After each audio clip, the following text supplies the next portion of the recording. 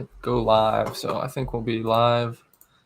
Should be. And let's see. All right. Yeah, I think it is going.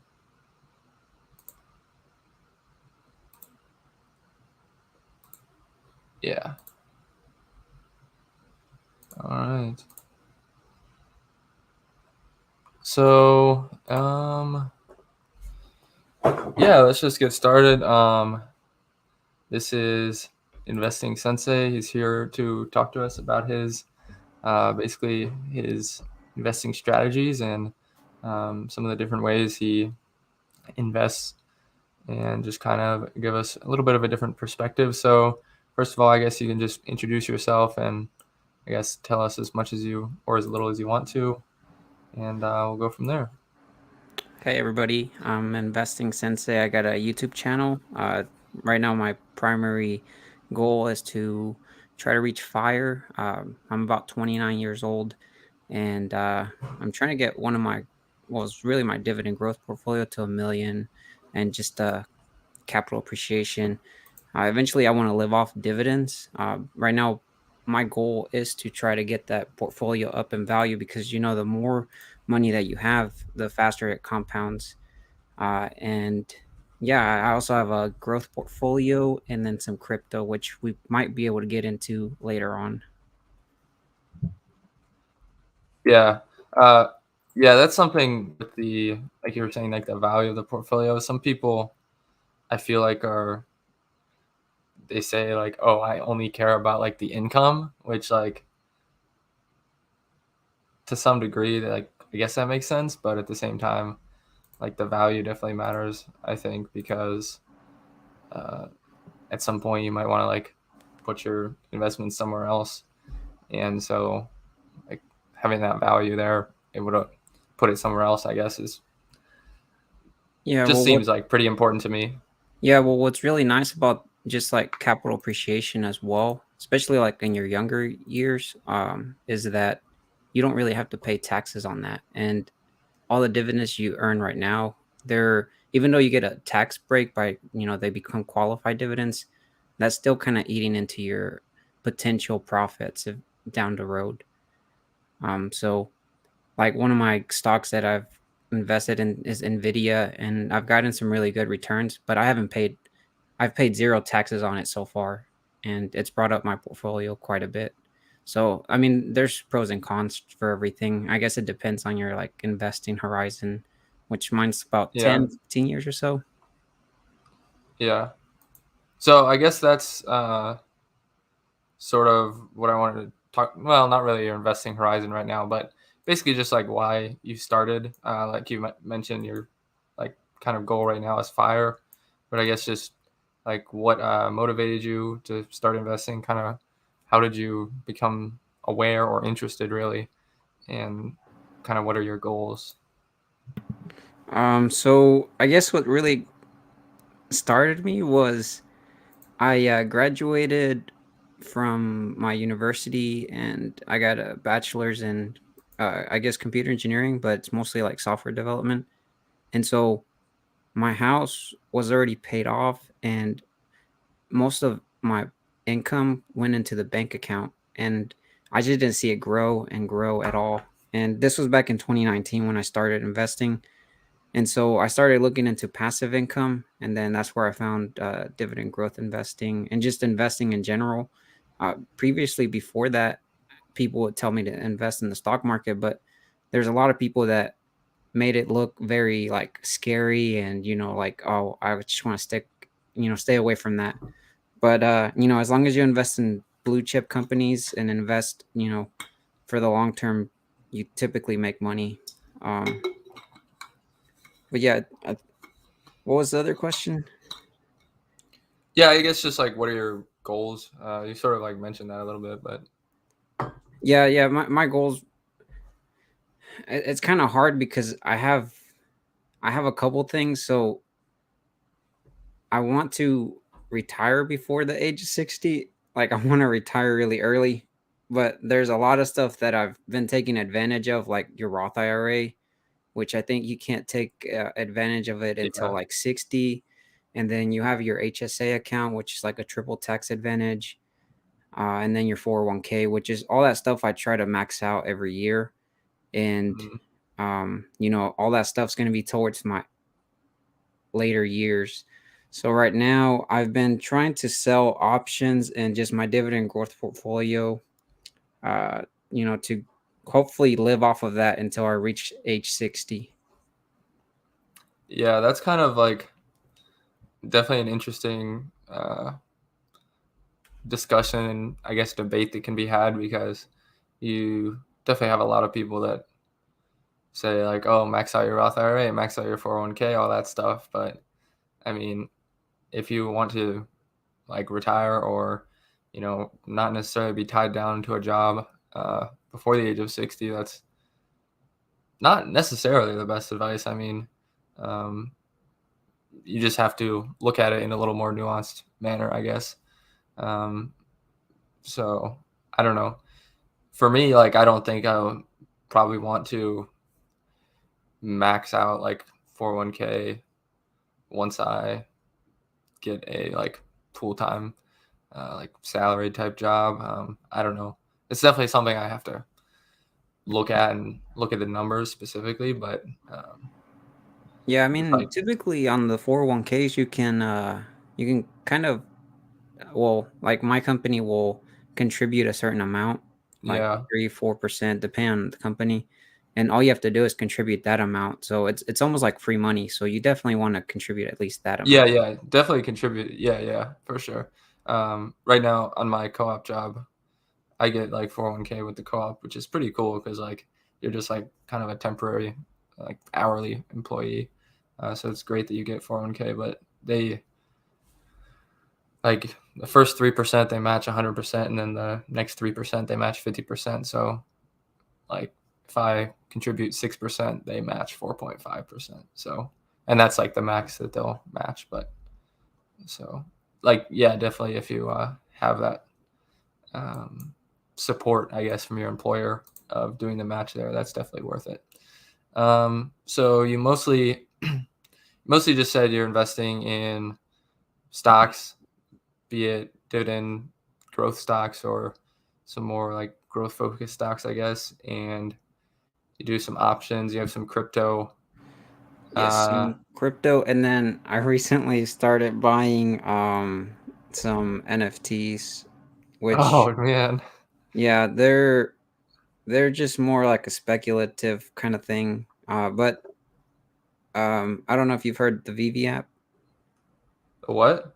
Vivi, No, I- it's the blockchain they use is the Omi token. Have you heard of it? But anyways, I you don't can think buy so. NFTs. They do drops, and so I think I've invested about, I guess, invested or gambled like $2,000, and the whole value of the portfolio is worth like 30K now Oh jeez. within like 2 months. But like I'm going in with it of I could potentially lose this and this could go to zero. That's why I'm not putting as much as you know my actual portfolios. So Yeah, that's pretty interesting. Like, what's your plan with that? Like, I'm gonna just let just it gonna keep because I waiting on it? Just yeah keep sitting because on it? well they got partnerships with like Disney, which is like huge, and that's where I have a lot of those NFT drops. And so they're I don't know, I feel like the platform's growing. So it's just a speculative investment slash gamble. Okay. So we'll see how That's it plays that's out pretty in a couple interesting. Yeah. years. How's your 401k like work? Like, are you able to pick specific stuff and like do they have like good So investment choices? well, mm, I have a Fidelity account with it, and I think within the company they let me do, I think, 50% individual stocks. Like I could pick individual stocks, and then Oh, 50 okay. others have to be I think they're mutual funds or something. They're those funds that you have to like pick from Fidelity. Yeah. Okay. That's actually so do you buy individual stocks in there? I do the 50%. Okay. That's cool actually. I mean, I don't have a ton of experience with 401ks, but my general perception is like generally that's not an option to buy individual stocks, but I don't know. Yeah, Like I I said, didn't know about it for the first 2 years until somebody mentioned it at work, and then I was like, "What?" that's You know. funny. But Yeah, yeah, I've done that afterwards, and every time my paycheck comes into the 401k account, the certain percentage I have, it'll distribute it out evenly. So yeah, that's cool. That's awesome, actually. Um, so yeah, I guess like something that's really interesting to me and that a lot of people, kind of do differently is like how they choose to allocate their money, like when and um, into what companies. I guess at least talking about like stocks, for example. So, are you generally just kind of like I know you use M1 Finance, so you're mostly just buying kind of like every week, no matter the prices and stuff like that, or do you kind of pick and choose yeah, so based on the valuations? so in my so my M1 account is my dividend growth portfolio, and that one I every week at a minimum I always try to contribute $100, and that's more of like just a dollar cost average. And then when a dividend pays me out, well, I guess when a company pays me out a dividend, then I basically do a drip on it because M1 doesn't have a drip because it's supposed to distribute it out evenly. Even though my pies don't, I have a certain allocation, but they're either some of them are way overweight and some of them are underweight. But I try to reinvest those dividends into those same companies, and then I add an individual $20 on top. That way, it kind of like forces me to invest more. So if this month I have like 5 companies that pay me out a dividend, that means like I got to put an extra additional $100 that month. So it kind of Yeah, just forces me to that do makes that. sense. Yeah, that is something that's like kind of interesting. Is M1 doesn't have like a drip that like specifically goes into the company. It just kind of like goes into your cash balance and then it invests, gets distributed out from there. Which I don't know. That's kind of interesting, but I do like kind of the drip and how it invests, directly back into that same company. Yeah, well, like I guess M1's more geared towards like, hey, I want to have 20% of Apple and Yeah, 10% of Microsoft. And if I'm overweight on Apple, then the dividend from Apple comes in, then it'll distribute it out to the underweighted companies. yeah, that's true. Because I guess And with the also, drip, you could. yeah, I was gonna say, oh, just because with the drip, you could get overweight as well. Like if you have yeah, a company that you have a lot more shares, um, yeah, it just can continue to grow. yeah, and even like depending on the dividend yield, because if you have like a higher allocation in like a higher dividend yield company, then that's just going to continue to like become even higher of an allocation. Yeah, or you get a dividend raise. At least like theoretically, Yeah, yeah. or you get a dividend raise like UPS that did like a 50% dividend raise. Do you own them? Huh? No, I don't Do you know them own own them, UPS? but Okay.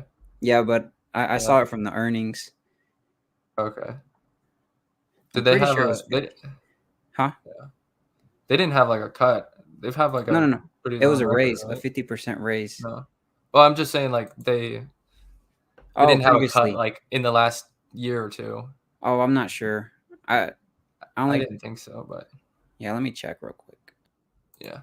Cuz some companies it's like, oh, 50% raise, but then it's like, well, that's still like lower than before the March 2020 crash, and so it's like it's not really that big of a deal. Oh, yeah, yeah, yeah. I know what you mean, like Wells Fargo. Yeah. Yeah, no, they didn't cut Okay. it or That's what anything. I thought, but But yeah, that's still 50% awesome. is huge. Yeah. Yeah, okay. All right. So, yeah. Citizen of the Year wants to know if you're gonna do Google options trading now.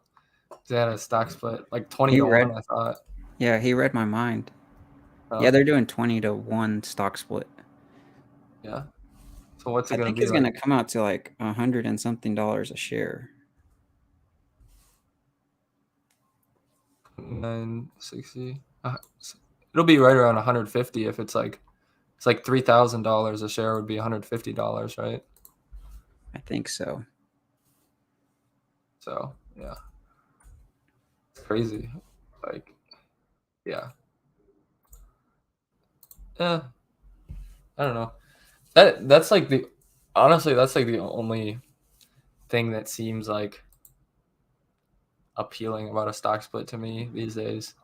I mean, I Oh yeah. guess if you still can't buy like fractional shares, I guess it's nice, but um, like most places, for the most part, you can buy fractional shares. So Yeah, well, for some reason, like every time a company almost does a stock split, it just like rallies up the stock for some reason. yeah, yeah, But it doesn't change anything.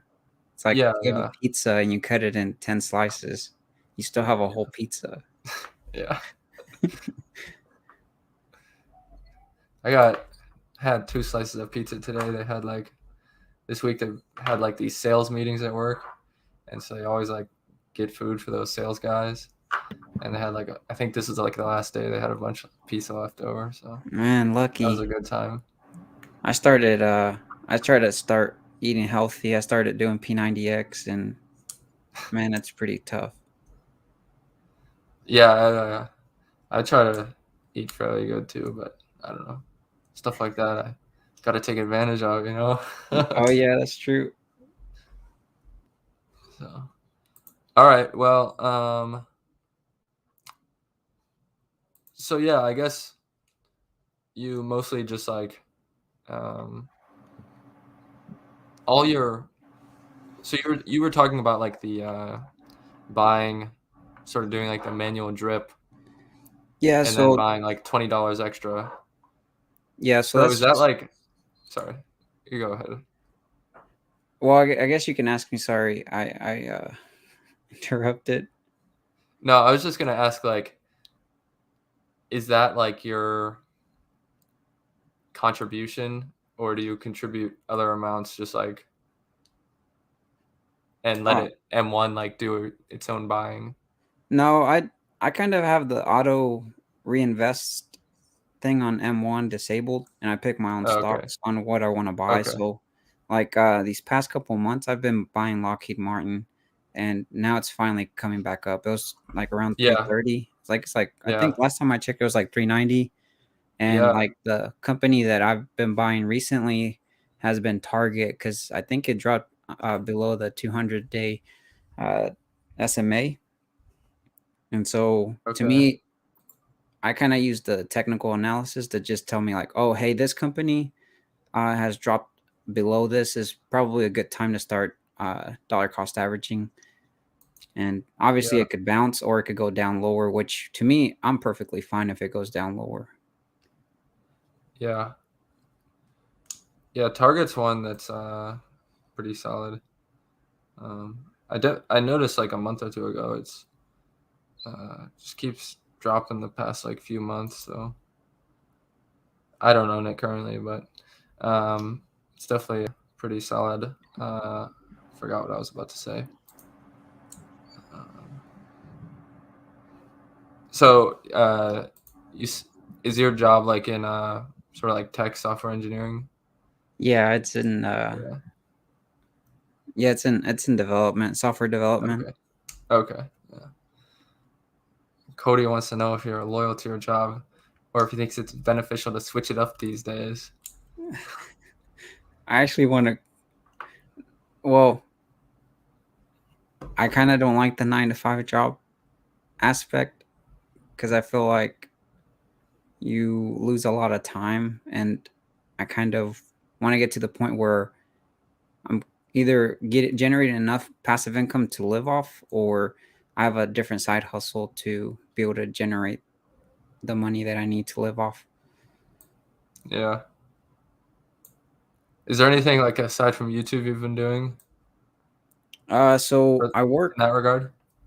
Yeah, so I work from Monday through Friday. I work on my software development job, which is typically like from 8 to 5, and then on Thursday night, Friday night, and then Saturday, I work at a restaurant. And then Okay. the other days, Sunday, I I make the YouTube videos, and then whenever I get a chance, my other off days. Yeah. Okay, that's cool. I think that's definitely gonna help out. That's definitely something that's like I'm definitely early in my career. Like I don't even have a not even graduated college, but it's something I think about like whether I want to like just kind of stick with a company or try to move around a little bit. I've definitely heard that can like really help increase Yeah, wages, but uh, like yeah. moving around, I guess, So stuff I like that. guess, yeah, since you're young, you should definitely jump around companies because every time you move around, you'll get a huge bonus raise in your salary. So um, you should definitely do it in your younger years. I guess I'm telling you like I'm older, but I'm not. I'm still Yeah, in my yeah, 20s. But yeah, you should definitely jump around. The only reason why I haven't jumped around is because I really like the stuff I'm working on, and that's kind of what I'm afraid of. Is I jump to another company, and it's like now I'm yeah, gonna be doing really boring stuff. yeah, Because like my fiance also works for another company, and she hates her job, and I'm like, man, I'm scared of that. Because yeah. like for me, I enjoy my job to where I go in and um, the time flies by, and I guess the reason why I mentioned earlier that I kind of want to get away from the 9 to 5 job thing is just because it was more of an eye opener during the pandemic crash. You know, when everything crashed, there's a lot of companies that were laying off people, and within my company, there was people that had been working there for like 20, 30 years, and some of them got laid off, and it's just sad to see. And it's like Yeah, at the end of the day, for them, it's just business. I could hire a new graduate, pay them way less. yeah, They'll learn a lot quicker. You know, I guess at the end of the day, your loyalty for the company, it doesn't matter long term. yeah. It only matters if the company's loyal to you as well. Yeah, yeah. So it kind of sucks. So Yeah. definitely using that money to reinvest it and grow that passive snowball that I want to generate. Okay, that's cool. I know you. Are you into like real estate at all? I thought you were talking at some point on your channel about like something you were trying to do with real estate. Yeah. So right now I have my house, which is paid off. But the thing is that I've been trying to get another house, but so the house I'm in right now, it's not fully mine. So whenever I'm gonna be getting married within a year or two, and so I need to find another house, and they're just so expensive. So Yeah. that's really just the real estate. I don't really have much. Okay. Most of everything is invested either in stocks or crypto and a little bit of NFTs. Yeah. What's your crypto look like? I mostly have Bitcoin and Ethereum and Cardano and VeChain and then the VGX token. Okay. Yeah, it's small. Interesting. Oh, and some OMI token just because of the NFTs. But I mean, we'll see. Yeah. Yeah. It's only a certain small percentage of crypto, especially because crypto is so volatile. Yeah. Is that like? I mean, you don't have to share anything, but is that like a sizable amount, like compared to your like dividend portfolio, for example? It's way smaller. I think Okay. I was Okay. actually gonna probably make a video where I reveal it, uh, either this week or the following week. It's just so hard with trying to make time for it to make a Yeah. video. But I Okay. use Voyager. I don't know if you've heard of it. Yeah. Yeah. I Okay. don't use it, but yeah, I know some people that do. Okay, that's cool. So, yeah, you're into crypto. That's good. Citizen of the Year, just saying random stuff. Anyone here watch WWE? Yeah. No, No. I no, we watch Investing Sensei. I used to watch WWE a while back. Yeah, one of my like really good friends from high school, he was like really into that, and he was always like talking about these like people that were like in it or something, and I was Yeah. it's like, dude, I have no idea what you're talking about. All I remember is like RKO. Yeah. So you're mostly just investing into your uh so the question I was going to ask you before was like you're investing that you're investing those amounts like your dividends, that's like a drip, and then a little bit more on top of your dividends. You said like $20 more every time, and you're Yeah. buying like other companies just with like other money you have in your account when you feel it is a good time, basically. Yeah, so yeah, so every Thursday I typically deposit $100 into the account, Okay. and I'll buy the company I think that I want to build more of a position, either because of the technical analysis or just I want to get more shares of, which, right now I've been buying Target. I moved away from, I was buying Lockheed Martin and Avi, and then I moved over to Yeah. Target now, but Yeah. I'll buy those every week. And then if a dividend comes in, kind of like JP Morgan's, which I got on the 31st, what I'll do there is I'll reinvest the JP Morgan dividend back into its own. So it'll buy another share or however much it's able to buy. And then, so since I deposit $100 on Thursday, since JP Morgan paid me out this week, I'll go ahead and really contribute 120. Okay. So those 20 will go into JP Morgan Okay. again. And the next quarter they pay me out, they're going to pay me more on Yeah. top of the dividend drip plus an additional 20. Yeah. That makes There's sense. there's actually somebody on my channel that subscribed to me, and he every time they pay him out, he'll buy one full share. Like So every like company. yes. So like Microsoft, That's when cool. Microsoft pays him out, he will reinvest the Microsoft dividend and then deposit enough money to buy one full share of Microsoft. Mm. That's I I mean, was like, man, that's quite a bit of money. yeah, yeah, exactly. Yeah, so I mean, I Um, started off $20, but yeah, yeah, that's a decent amount. Like your dividends are like you're not getting like $1 every time. You're getting like decent amounts compared to me, at least, from your dividends. But that's kind of like something I'm trying to do, like something similar to that, I guess, is just like because some of my companies in my portfolio, like I haven't bought them in like a year or more, just because they just seemed overvalued, I guess. And so I'm trying to like buy them more often, even if I don't think they're at the best value, because like I'll just be building out other positions, and then those are just kind of not really as big a part of my portfolio, I guess, if that makes sense anymore. So um, basically, just gonna try to like if there's anything that I haven't bought in like a year, I'll just buy some more of it, yeah. essentially. And like for me, that's the main reason why I started doing that, because I would see my dividends. So like before I even did the drip, I would go and buy, like, let's say JP Morgan paid me out this week.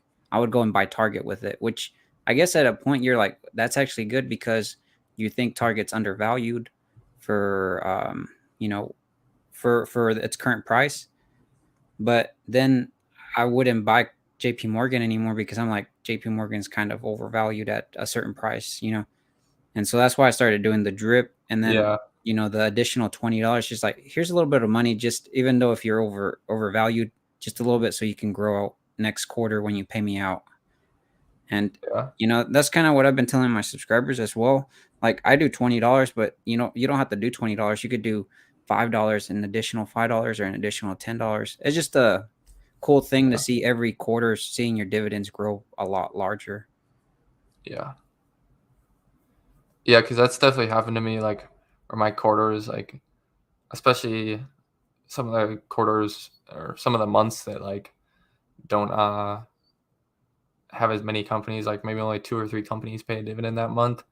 Like the the month that those companies pay in the one quarter, and then the next quarter, like there's like zero growth in the dividend. That's just like kind of sad to see, because I'm just like there's not many companies that are paying out in that month, and I just didn't happen to buy those companies in like a few months worth of time. So that's definitely a good idea. Um, so if you, what would you say like is your allocation, I guess, of like investments, or like new capital going towards investments? Like, what does that look like? Is it mostly just a dividend portfolio? So yeah, right now I've been paying off um a small debt that I have, but aside from that, majority of my money is actually just kind of staying in the bank account because I've been trying to look. We're trying to save up to get a down payment for a house. Oh, okay. Yeah, and but I try to put the $100 every week into the dividend growth portfolio, and then if the market like this past week, I think I put like 300 or something additional. And that's just because I'm tight on money right now. But yeah, most of my money is just trying to save up for a down payment for a house right now because I really don't Okay. want to pull Yeah. out of my any of my portfolios. I kind of think of that like, hey, I can't touch these for Yeah. 10 Yeah. years. Yeah. That's pretty much how I think about it, which is definitely something like I guess struggle with too, is like allocating cash, I guess, because I just don't want it sitting there in the bank account, but at the same time, I know there's going to be like expenses, and over the next few years with like housing and possibly like a house or like a car or something like that, like you need some sort of lump sum amounts of money basically. And like you said, like the investments for me are kind of like off limits. Like I don't want to pull from those. So it's kind of like a challenge, and it's like kind of a mental game too, Yeah, at definitely. least for me. Especially, yeah. No, I try to like force myself to not even touch it at all. Yeah. That's like my last resort, you know. Yeah. Yeah, I would definitely like in most cases try to like, if like I actually don't have any money for it, just like put it on my credit card, and then like just like not invest any money the next month, and then try to pay it off or something like that. That's actually something I did this past year. I actually signed up for the Chase credit card, and I've been using that. So I have one full year to use the credit without any interest.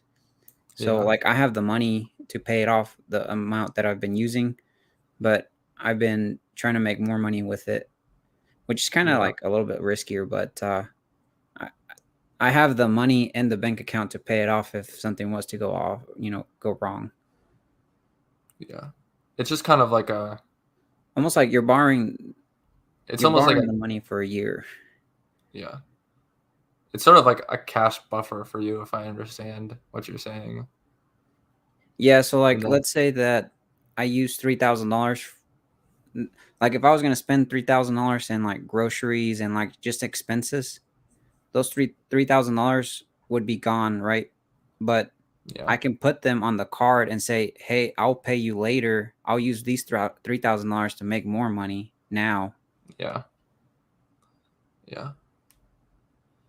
Like this one guy I talked to some, he's from Canada. He actually like straight up just like uses debt to invest, and some of it is like I don't know. I think he manages it pretty well, but sometimes it just seems a little scary to me, because he has a bunch of like different loans, and some of them are like like 6 months no interest, and then once the interest period, like no interest period is up, then he like pays that one off with like some other debt that's like some like low rate or something like that. And it's Yeah. definitely pretty complicated and seems seems kind of risky, but I don't know. I Seems to be was doing working that out. with M1 Borrow. So I think I signed up for the 1 year free trial for M1 Plus, and you get like 2% interest rate on your money that you can borrow. And I Yeah. think last year I used it and I bought JP Morgan when it was like $120 or so. And then it Okay. went to, yeah, the dividend yield was like 3% or something. I don't remember, but Yeah. the dividend yield would pay the 2% for the year, because the interest rate for the amount of money I borrowed was 2%, and the dividend yield of JP Morgan was like 2.5 or 3%. So I was making a 0.5 or 1% profit. Yeah. Yeah, I think he like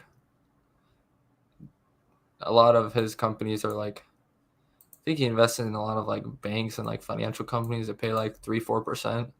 So he kind of has like a similar thing where his dividend yield is just like covering his interest if he has a problem, sort of. But I don't know. That kind of stuff just gets kind of scary. It is. And but it's all at the same time. It's like some of it's like an education and just like um, understanding it more and uh, like going into it slowly, I guess, and getting some experience with it, and then over Yeah, and I time think you also sort of like, figure out what you're doing. yeah, and I think you don't want to like over leverage yourself either. Yeah, yeah, that's definitely something like with options too that is like using margin for options is definitely something I've still stayed away from. Like so many people I know do that, and like it seems to work fine for them, but I don't know. Like you sell options, right? Yeah, this past year was pretty bad for me because I didn't stick to blue chips. But I this year I've tried to just stick with blue chip companies. So far, it's going pretty well. Okay. Do you But yeah, use any my margin there? no, not well. I guess sort of. It's weird because the way it shows up on Webull, but on my growth portfolio, I definitely do. I like I sell uh naked puts on Tesla, but that's like 3 months away. And typically, like if I get like 30% profit, I'll just close it, and I just keep doing that. And then I'll sell calls. I'll sell covered calls on my Tesla shares too. Okay.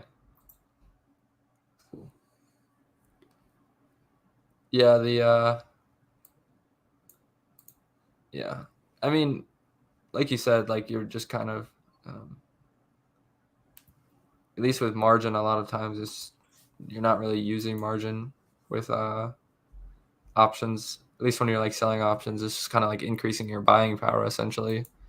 Um, but that could definitely go downhill too if you Yeah, no, it can. like get assigned and stuff. Well, even yeah, you get the margin call. But like for me, I try not to be like over leveraged. Like Yeah, yeah, for sure. I know after a certain percentage of my overall portfolio, I'm like, okay, I can't do this. So I typically stay around one naked put for Tesla and then a couple other smaller company size, and I think I'm good usually. Yeah. Yeah, my problem with options is like my account is just too small and I've been uh like just selling puts and some of the companies just end up being like if my account's only worth $5,000, I sell a put on a $20 stock. That's 20% of my account, you know. So Yeah, that kind of can affect me a lot, especially if I get assigned the shares, which happens. So yeah. uh, Well, like even companies like if you wanted to do like Procter and Gamble or Johnson and Johnson, like Johnson and Johnson, you'd need like what $16,000. yeah, So I mean, exactly. it's quite a bit, Yeah, and I don't think you but even collect that much of a premium either. yeah, and I guess my hesitation with like using the margin or like increasing buying power is like I feel like I'm not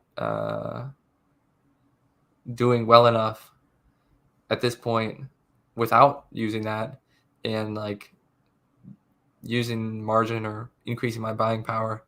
That just like increases the risk, and I just don't feel like I'm doing well enough, right? But at the same time, I feel like part of the reason I'm not doing as well is because my account is just smaller, and it's a lot harder to like actually put on like decent trades there. But I don't know. I've been trying to get into spreads a little bit, because you can basically like in most cases reduce like the collateral required for a lot of trades and still get like a fair bit of the benefit. Yeah, I mean, the But only downside with that is I guess you typically just need like $100 or yeah, depending on 100 to 500. But the issue there is if your trade goes down the wrong way, then you lose all of that. yeah, yeah. And Like most of the most of the stuff I've done so far has been like a $5 spread, so $500 collateral, and yeah, it can kind of go downhill. I've not really had any like huge losers. I mean, I guess I like rolled one sort of, so that's kind of a loser, but it's I don't know. I guess it was a roll, so hopefully we'll make it back. But yeah, it's definitely interesting. Um, like a yeah, and then different strategy. yeah, well, I guess the only thing just to add to that is the only thing that sucks about like call credit spreads and like put is that like you collect this small premium and it eventually adds up to quite a bit, right? But as soon as one of your trades goes the wrong way, there goes all of it that you've been accumulating. Yeah, I don't know. I mean, like, yeah, maybe. I I feel like it could be the same way with like a regular put, With what? with like a regular just like cash secured or naked put. I don't Well, really well, like. What are you saying is different? with the cash secured put, it's saying, "Hey, I don't really like. I wouldn't mind getting assigned 100 shares of Apple at $170, right?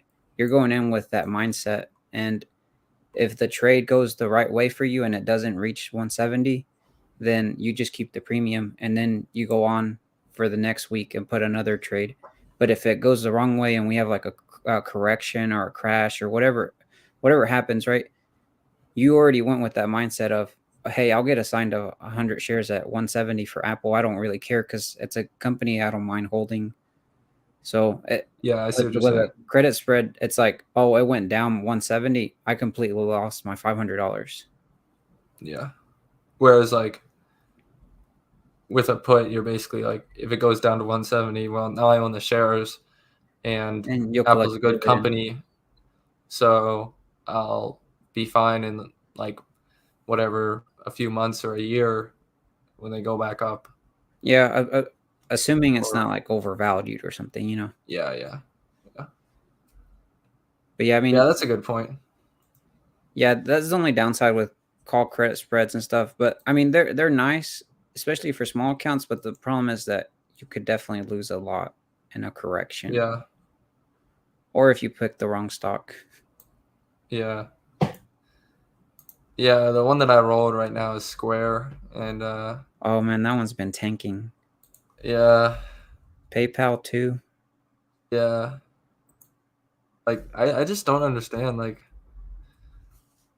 I'm sure these companies were like they were definitely overvalued, right? But it's just been like constant. Like Square has um, just been down so much the past like 6 months, you know.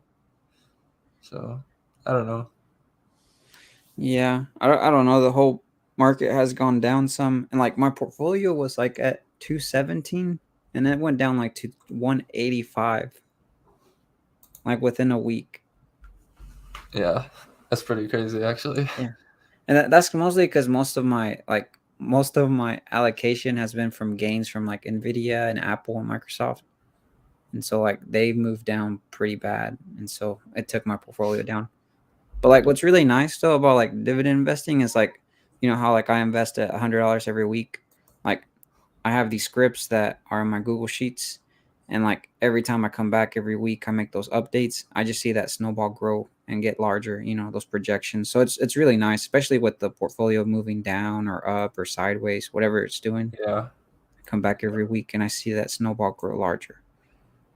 yeah, yeah, and especially with like just when it goes down, like you're saying, like from what you say you do, you just buy like the dividend amount and then like $20 or whatever.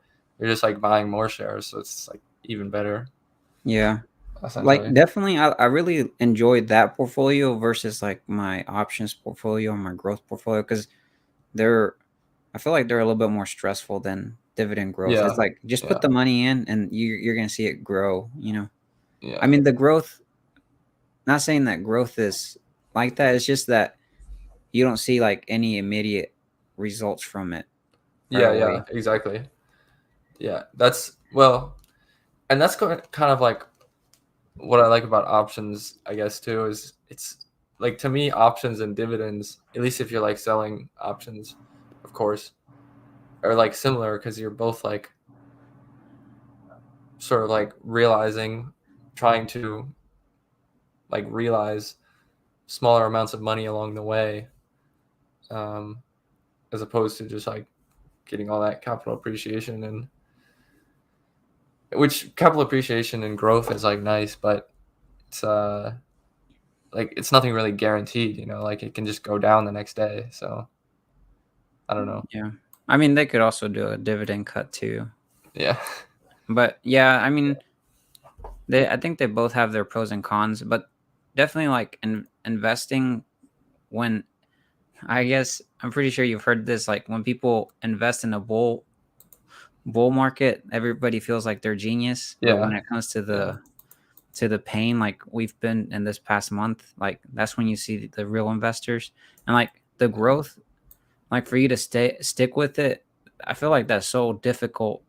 If you, especially if you don't have any conviction in the companies, but if you do, then you're like, yeah, I'm buying this at a cheaper price. I'm getting a discount. Yeah. With dividends, like, oh, hey, I'm buying this and I'm getting a dividend increase, Yeah. eventually, and also my snowball's getting larger. Yeah. Like people are buying lemonade like at 150. Just Oh, like yeah, man. that's tough. Or Teladoc at 300 something. Oh, what's up with them? I have not looked at them or heard Yeah, anything about them. Teladoc was like at 300 something. It's like one of ARK's top holdings. Oh, jeez.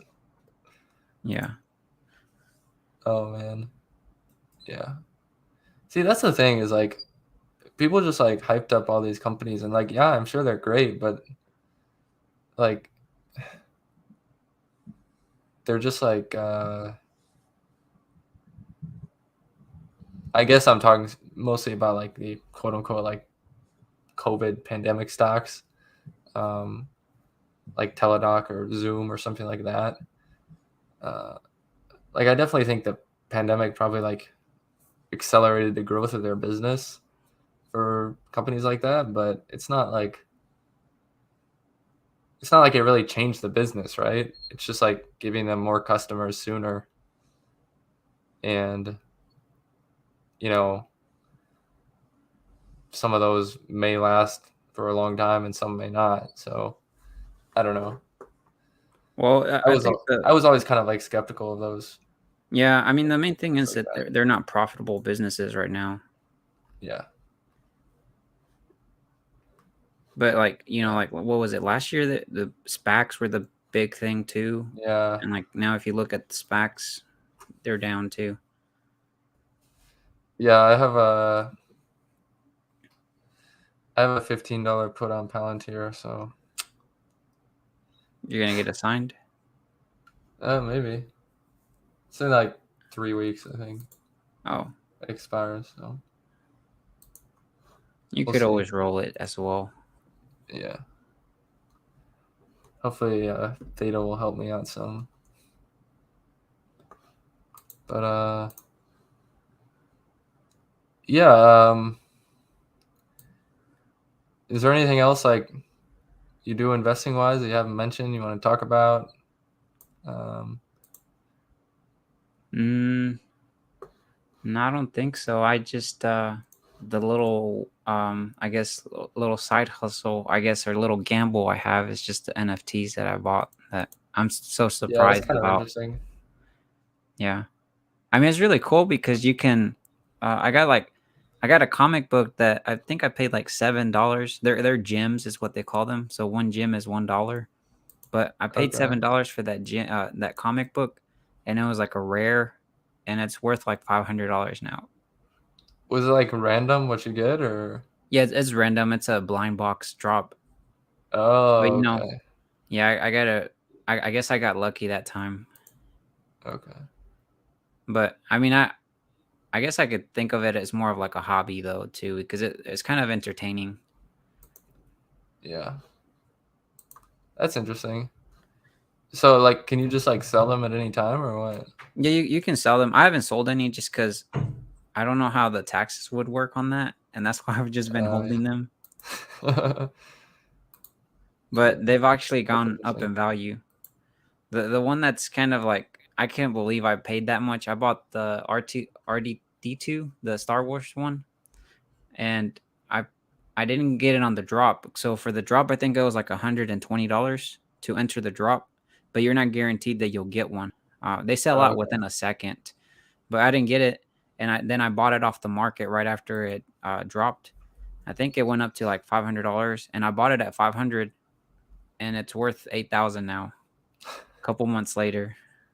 Well, did you like pay 100 like $100 to like be in the drop and then you didn't get it?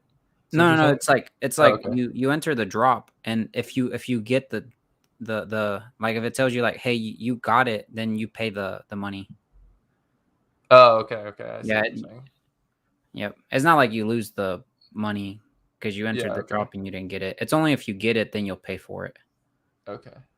Yeah. But yeah, they're I haven't gotten any in the past couple of weeks. It's just because the platform I think is getting larger as well.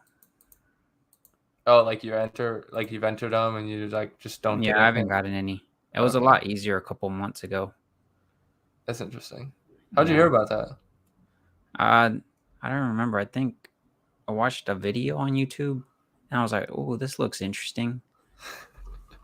I don't know if you've heard That's him, funny. VV Vault. What? It's VV Vault. He's a YouTuber. He like goes Okay. live on all the streams. But yeah, Okay. it's pretty interesting. But I mean, at the end of the day, they're kind of like I guess the Pokemon cards, or where they're collectibles. These are just digital collectibles. Yeah. I mean, we'll see where they're at a couple years from now. Well, the thing is with me is that like I mean the concept of like the NFT like seems like really awesome, right? Like you can prove that you have this like that this digital thing is yours and like only yours, right? But to me it seems like a lot of these things are like getting like hyped up or like worth a lot of Like in a money big bubble. just because they are NFTs, not because like anyone thinks the art is like cool or something. I don't know. That's Yeah, kind of like my perception. yeah, and like for me, when I put those $2,000, like I went with the mindset of, hey, I could potentially lose these to they could go to zero, and Yeah. I I mean, obviously, I'd be a little bit sad because it's $2,000, but it's also Yeah. something that's like, hey, these are pretty cool. I feel like maybe later on, I mean, I don't know. Maybe they could drop all the way down and then they could come back up. Remember, like Bitcoin, how it dropped to like in 2017 Yeah. and went down to like 3,000, and now it's coming back up. Well, it Yeah. went up and now it's coming down. Yeah. But I mean, we could have like a correction with the NFTs because Yeah. some of them are definitely like ridiculous in prices. Yeah, that's pretty interesting actually. Yeah, I mean, but the concept is really cool too because like you Yeah. could say, hey, my house. I'm in the blockchain now, I'm definitely an owner of this house. Like your house deed or your car title could be an NFT saying like, "Hey, I'm the owner of this car," and it's in the blockchain, so they can't change it. Would that be like? Hmm, okay, that's interesting. Guess I didn't Yeah, think about it like that. yeah. There's a lot of use cases That for way. those NFTs. Yeah. Yeah, that makes sense.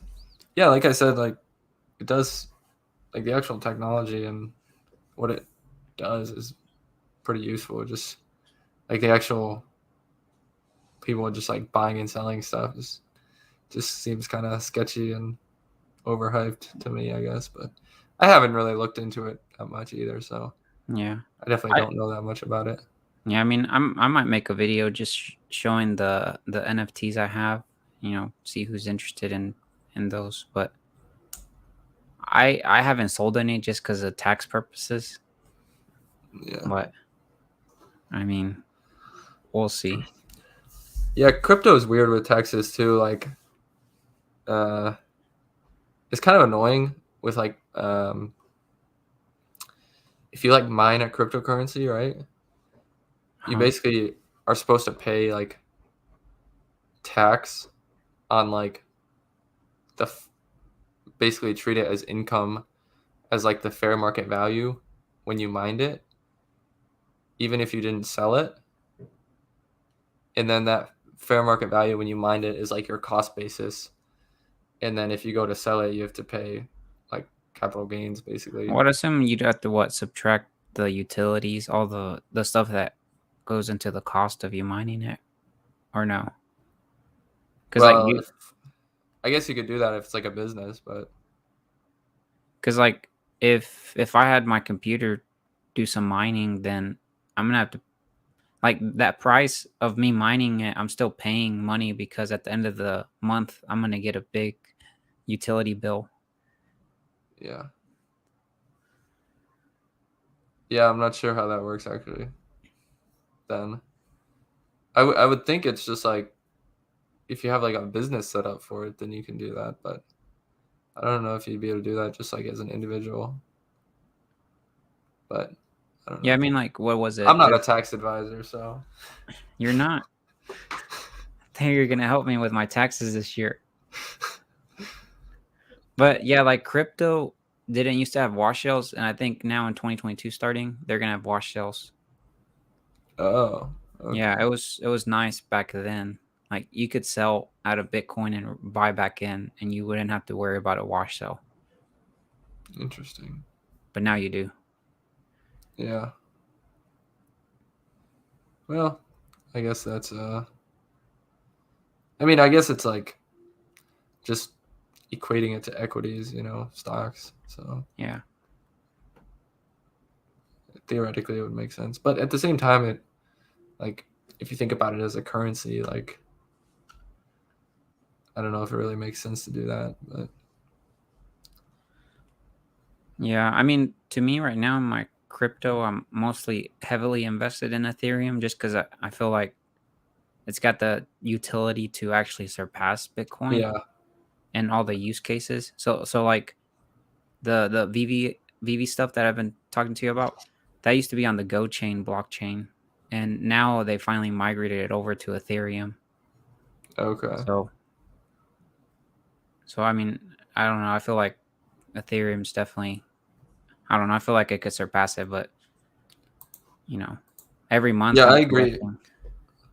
I feel like Bitcoin doesn't really like to me. Bitcoin doesn't really have much use or Well, really I mean, it's more utility. like a store of value. I guess Yeah, you could yeah, think of it like gold. yeah, But like, how cool is Ethereum because it's like the power of computing? yeah, It's almost like a rival to AWS. yeah. So yeah, I guess I see what you're saying. I mean, it's really cool. But I mean, we'll see where it's at a couple years from now. Yeah, But like right now in my Voyager account, like I'm collecting passive income. I mean, the only downside is that it's not like dividends where it's like oh, hey, you've held 7 Ethereum coins, so you're gonna get a qualified, you know, Yeah. Ethereum passive income. But like, I won't get a tax benefit. But I'm definitely like collecting some part of Ethereum. All those other Yeah. coins I mentioned earlier, I'm getting every month. I think it's like 4%, 5%. So it's a pretty good yield. Yeah, I have like I have used Celsius. It's like similar, I guess. Um, at least in the like interest realm. Uh, so that's cool stuff. Yeah. Uh, oh, do you do anything with like USDC? Because like you can get like pretty good rates on that. No, I What do you think don't. about that? Have you like looked into that or like thought about that? I guess. I've thought about it, but I'm just, yeah, I don't have as much knowledge on it. And Okay. like my conviction, if it was to drop, which I know it's a very stable coin, like if it was to drop, I don't know what I would do. Like Yeah. Ethereum, like when it dropped from like 4,000 to like, what is it, 2,700 just right now, but it dropped like 2,300. Like I was Yeah. buying it then. Yeah. So yeah, Okay. I think the only time I've actually bought it was just to bought it to transfer it out to convert it to something else, and then that was it. Okay. Oh, we got a question before we end here. Ryan asks what age you want to retire by.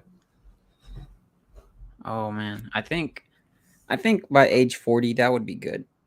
I have Yeah. maybe 12 years or so from now, so I think that'll give it plenty of time for my portfolio to compound.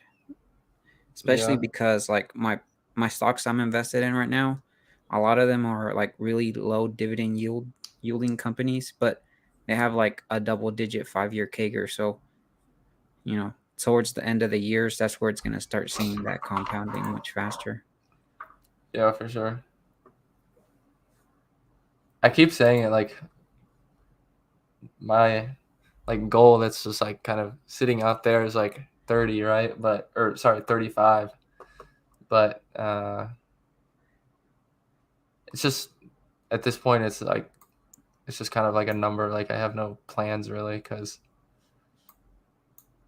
I just feel like my life is gonna like I can't expect to like predict anything like what my expenses are gonna be and like how much money I'm gonna be able to invest, to be able to like do some of the numbers there. If that makes sense. Yeah, but like you already did one of the hardest things, which was like actually start investing. So like even if you weren't to touch that money that you have invested now, like it's compounding, you know. Yeah. It's like I got my little brother when he turned 18. He turned 18 in March 2020 was actually his birthday, and that was with the crash. And I got Yeah. him to set up a M1 account, and we set up a portfolio for him. And he's had it to where like M1 has that functionality where you can say, "Hey, transfer $100 or transfer this much every week from my account, from my banking account." He's got it set up to where he's a college student, so he doesn't have much money, but he's got it to where it transfers $20 every week into his Roth IRA, and then he's got the auto and reinvest enabled. So he's not like a really like focused investor. He doesn't really like to check his portfolio. But I told him I was like, Yeah. by the time you turn 30, that portfolio is going to be really nice. Yeah, that's kind of how I use M1. Like I don't really go into it much or do much on my own. I just kind of let it do its thing. Oh, I do. I would be lying to you if I say I don't. Yeah. I mean, that's totally fine. Like it's just I mean, I go into my other accounts and Yeah. do stuff, but I just find it interesting. I find the stock market just interesting. Like yeah. I definitely always the weekends. I definitely always look forward to Monday, and I look at the Yeah. futures to see how's the market going to open, and if Yeah. it's going to be red or green. I think the main reason why I do that is mostly because of options. But yeah, Yeah. Yeah, that's like kind of another thing that's been like a little bit more hard for me, a little bit harder, I guess, because like in the fall semester I was just in school, so I can pretty much just like go on my computer, like look at the market whenever I want to or need to or feel like it.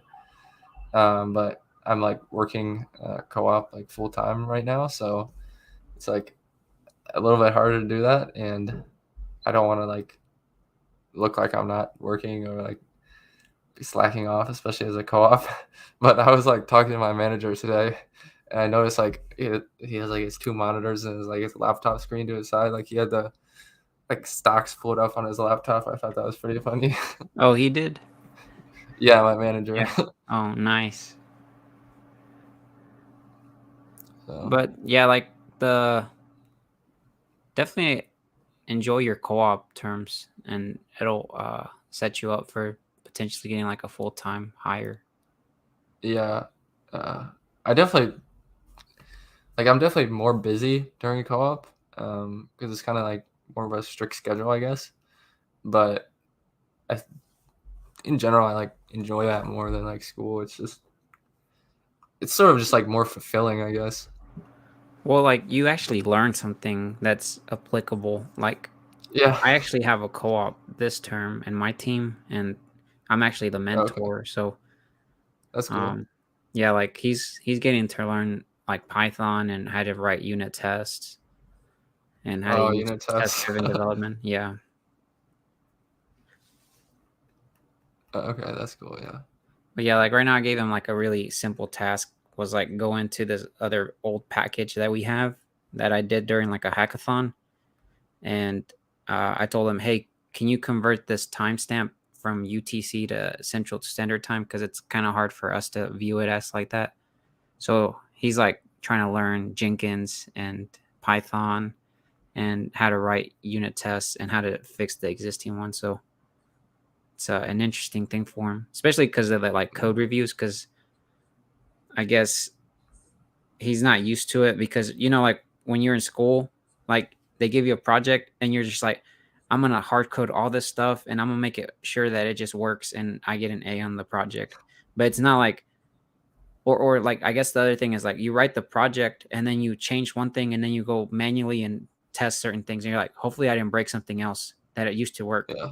But like Yeah. in like a corporate work environment, like you write unit tests, you write integration tests, I guess acceptance tests, like to make sure that you test your own code and like you actually get confidence whenever you make a change. Yeah. So like you don't get to learn that in school. I feel like that's something that they do lack in. Yeah. Well, we in one of my classes this past semester we did like unit tests. I mean, it was nothing like crazy, but we kind of like learned about that process generally. But Interesting. yeah.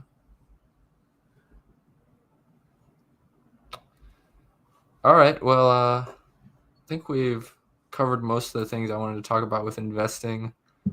Um, it's been about an hour, which is what I normally do. So we'll probably wrap it up in a minute or so. If you can definitely like share any of your social medias. I think I put your like link in the description and stuff, but just you're on Instagram and Twitter, right? Yeah, I don't have it off my. Let me get it.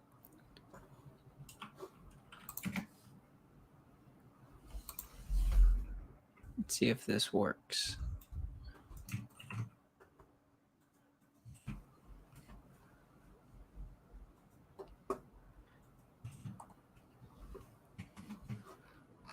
And I think you said Twitter, which are typically the accounts that I don't really use as much. But Yeah, I definitely don't use Instagram and Twitter a whole lot, but it's, yeah, like Instagram, I use it for like when people, because like I have those Google scripts and stuff. Like when oh when they need help and stuff, I'll just be like, hey, message me on Instagram and I can help you because yeah, they'll run into issues.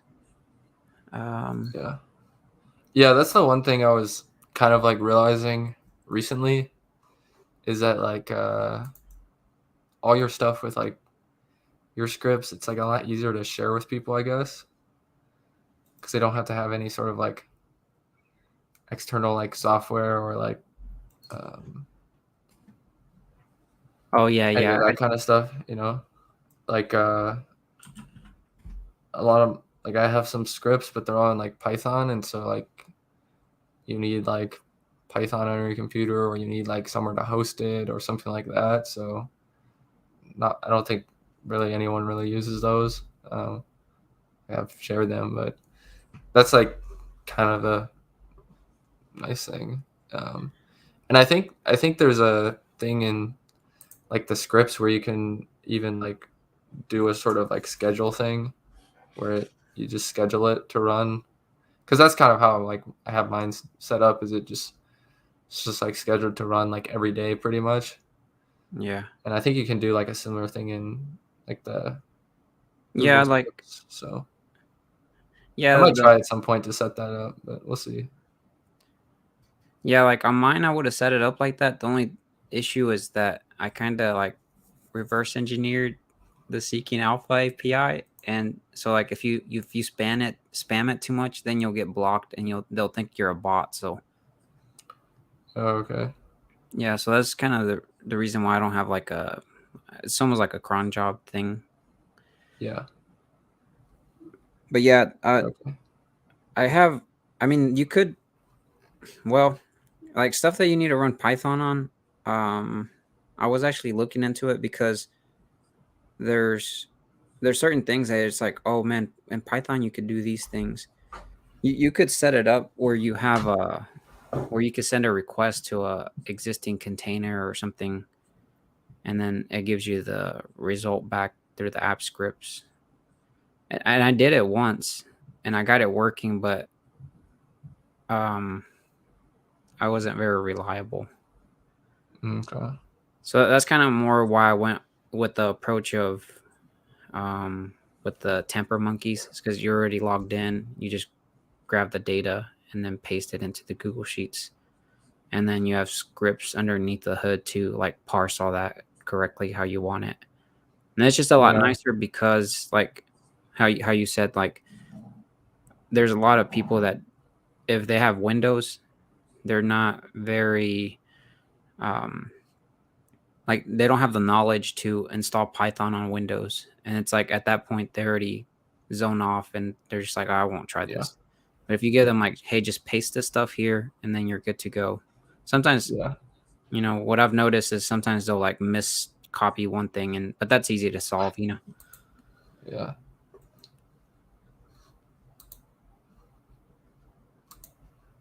All right. Well, it was great having you on. I think that talked about some good things. Yeah, thanks for having Pretty. me. Yeah, I think uh, your channel is pretty interesting.